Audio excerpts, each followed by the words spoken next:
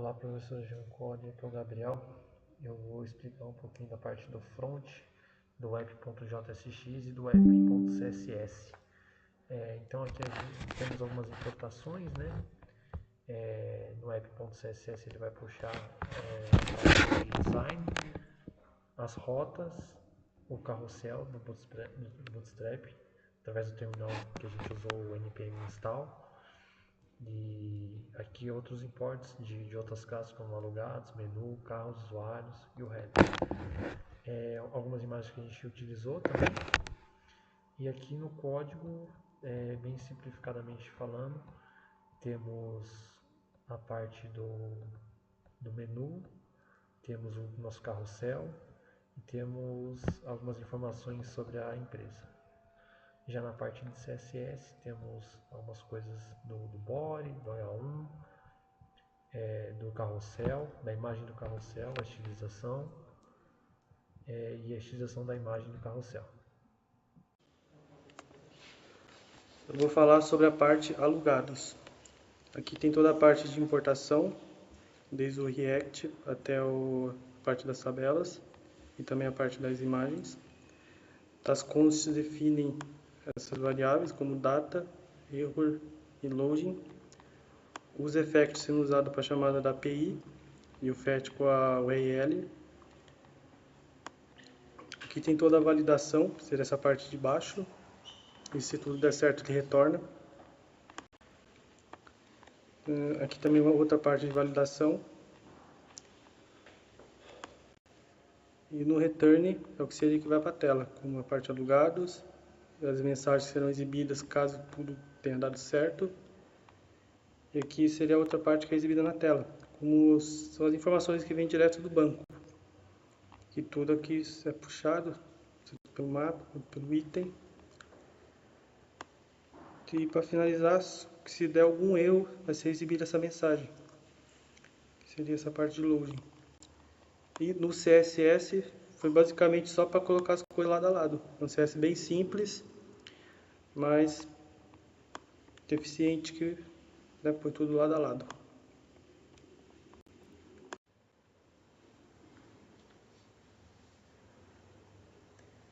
Esse daqui é o menu que a gente utilizou no nosso site. Ele utilizou o React Routers para estruturar e para o funcionamento em geral. Daí, no caso, a gente tem 4 botões, que é o Home, Carros, Alugados e Usuário. E aqui cada um direciona para a sua respectiva parte dentro do código. Junto aqui a gente tem o CSS, que a gente utilizou para estilizar esse menu. A gente fez algo bem simples, não muito complexo nem nada, só para ter mesmo no site o usuário poder navegar ali e desfrutar de tudo que tem no nosso site.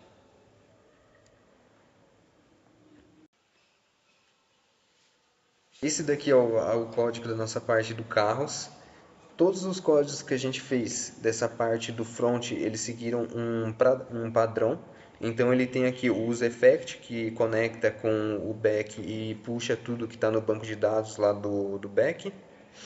Aqui a gente tem a parte que estrutura o design dos dados dentro do front. Então a gente colocou que não conheça nossos carros, tem essa parte que ele vai aparecer que está carregando também logo quando a gente inicia o back. Tem essa parte de erro quando ele não consegue puxar os dados do back, ele exibe na cor vermelha que ele não está conseguindo puxar. E esse daqui foi a estrutura que a gente criou para poder estilizar os objetos de um jeito que ficasse harmônico dentro do site.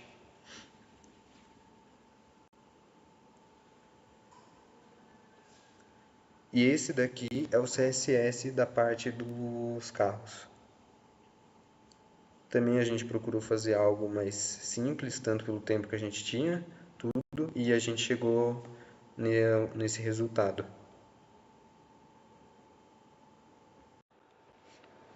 Bom, agora eu vou falar sobre a página de usuários. Como ele já tinha ouvido falar, o nosso usuário ele ficou padronizado no começo aqui, como vocês podem ver. A gente usou o useEffect para fazer o uso para integrar com o back. Aqui é o nosso o local que a gente recebeu o local. A gente cria um if, caso o acesso não seja realizado, ele vai mostrar um erro. Se ele realizar, ele vai entrar. Foi passando disso, a gente criou aqui a página de usuários para carregar.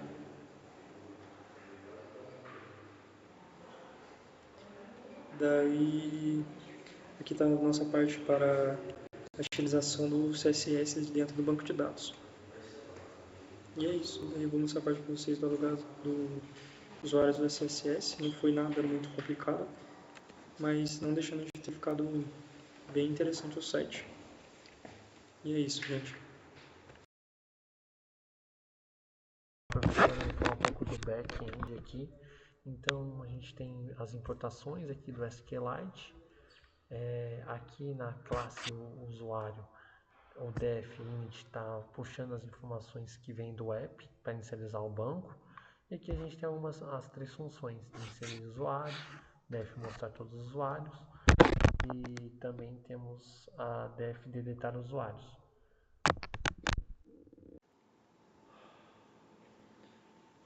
Bom, agora eu vou falar sobre o veículos dentro do back.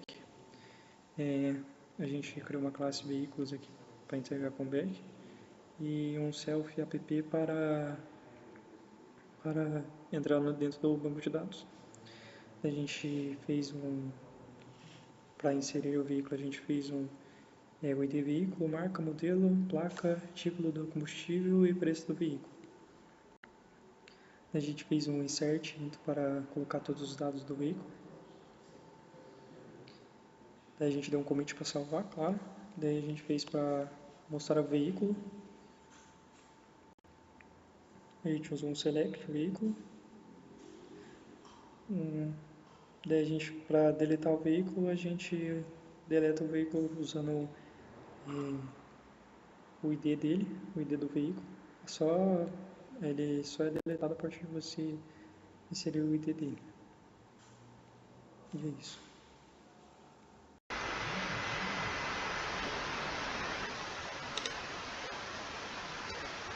Esse daqui então é a parte da classe alugados dentro do nosso trabalho, que é a tabela que junta os dados do usuário com os dados dos veículos. Então a gente tem esse padrão que primeiro a gente começa exportando o app que está inicializando o banco de dados. Depois a gente tem os três métodos que são os inserir dados dos alugados, os mostrar os dados e apagar os dados. Aqui a gente tem o comando de inserção de dados normal, que daí contém a data do início do aluguel do carro, a data do fim, o preço final, o CPF e o ID do carro que está sendo alugado. O mostrar os dados dos alugados, ele também tem um comando padrão, utiliza o fetchall para puxar todos os dados do banco de dados. E a última que é de apagar algum dado da tabela alugado. Então a gente passa o CPF, que é a chave estrangeira, como o parâmetro para o programa poder identificar e saber qual dado que ele tem que apagar.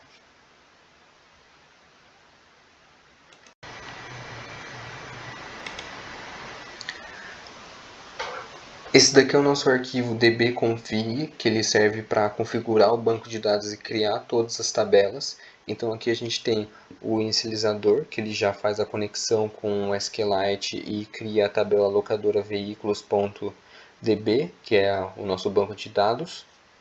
Aí ele tem a principal função, que é de criar as tabelas, que aqui a gente tem um script para poder executar a criação de todas essas tabelas, que no caso é a tabela usuários, que contém o CPF, nome, e-mail e data de nascimento do usuário, sendo o CPF a chave primária.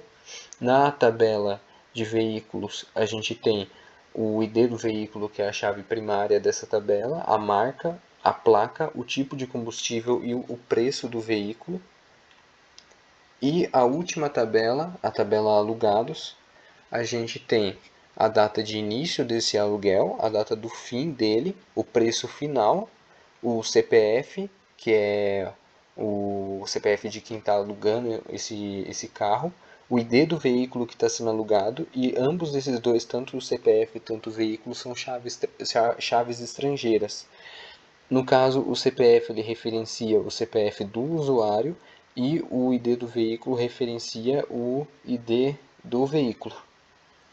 Depois disso, a gente tem o commit para poder salvar isso daqui no banco de dados e uma classe para poder fechar a conexão, para ela não ficar aberta e não dar nenhum tipo de problema no código.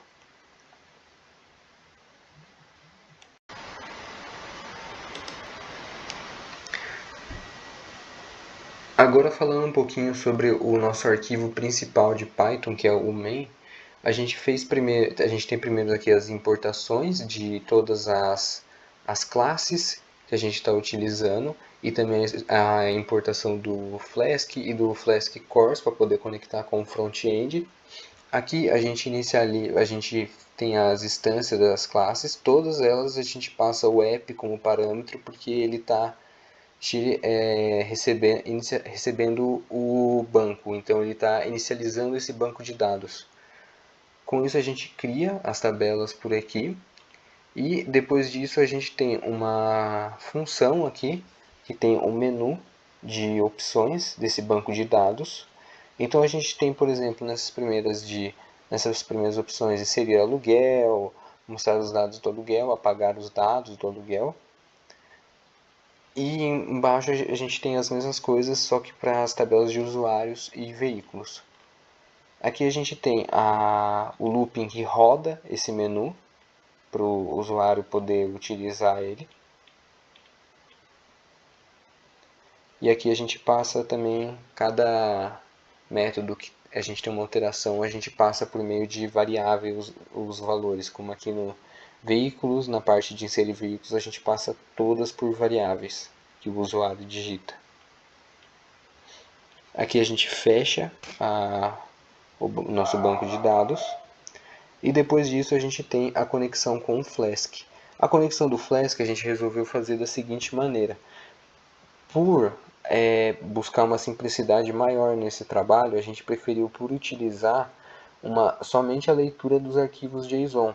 Então a gente salva os dados no banco de dados, exporta o arquivo JSON para o código e através dessa parte de código do Flask ele consegue ler esses arquivos JSON e passar os dados para o front-end por meio dessas rotas aqui do Flask, que no caso é o usuários, carros, que equivale ao do veículos, e o alugados.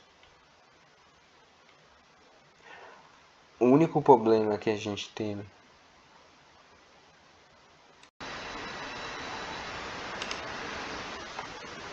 agora falando um pouco do funcionamento do nosso código, eu vou rodar ele para mostrar como que ele está funcionando, principalmente essa parte do back-end.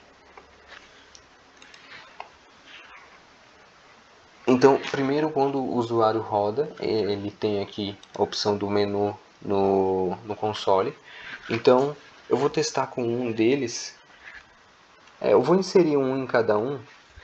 Então, eu vou começar pelo aluguel aqui, digitando 1. Daí eu posso digitar a data de início do aluguel, a data do fim,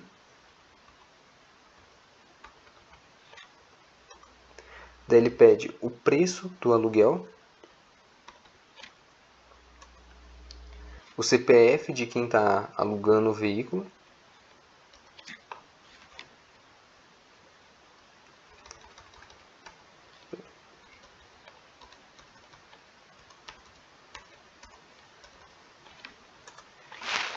e o ID do veículo alugado. Daí ele vai colocar o menu de novo e vai pedir para a pessoa colocar a próxima opção. Agora eu vou inserir um usuário. Ele vai pedir o CPF desse usuário. Eu vou colocar o mesmo CPF que eu usei no alugado. O nome do usuário. Daí a gente pode colocar João. O e-mail.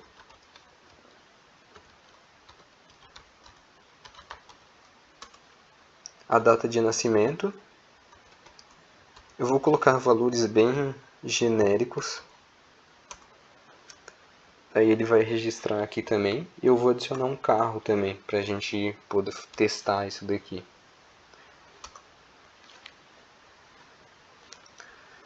Vai ser Volks, um Gol. A placa vai ser 999. Tipo de combustível, gasolina. O preço do aluguel vai ser... A gente pode colocar R$100, preço do aluguel do veículo.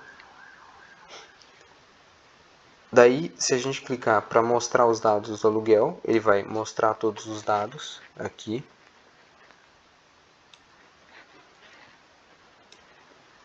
Se a gente colocar para mostrar os dados do usuário, ele também vai puxar os dados do usuário. Aqui no caso aqui eu coloquei para inserir. Eu vou inserir mais um usuário aqui.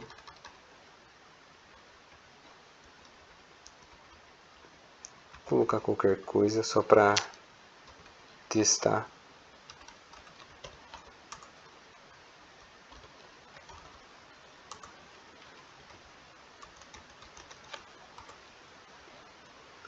Aqui no 5 ele mostra os dados do usuário. Daí está aqui o João. O 8 ele mostra os dados do veículo que a gente registrou. E quando a gente digita 10, ele tem que sair e rodar o servidor. Aí a gente está tendo um pequeno problema por conta da utilização do Flask no mesmo arquivo, que é que ele está rodando o código novamente.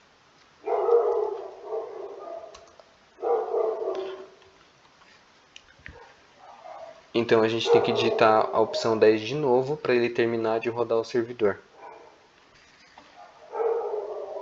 Com isso também, para a gente poder ter acesso no front-end, a gente tem que exportar os arquivos JSON por meio do DB Browser.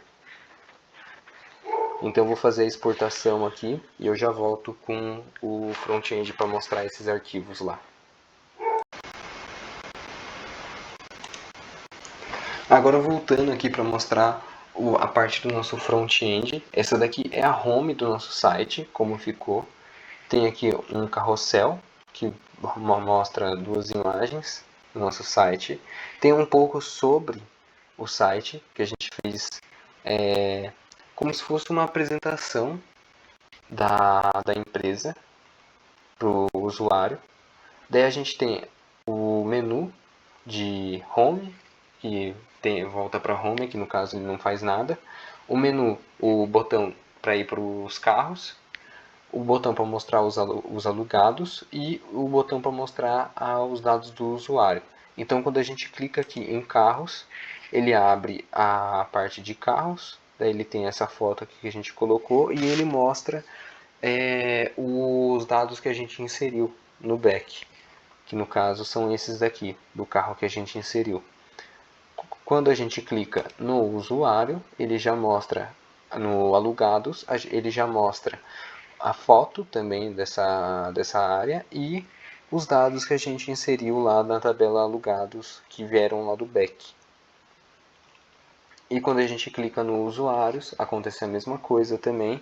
E ele mostra os dois usuários que a gente inseriu, o João e o outro usuário que a gente colocou com dados aleatórios, porque foi algo acidental.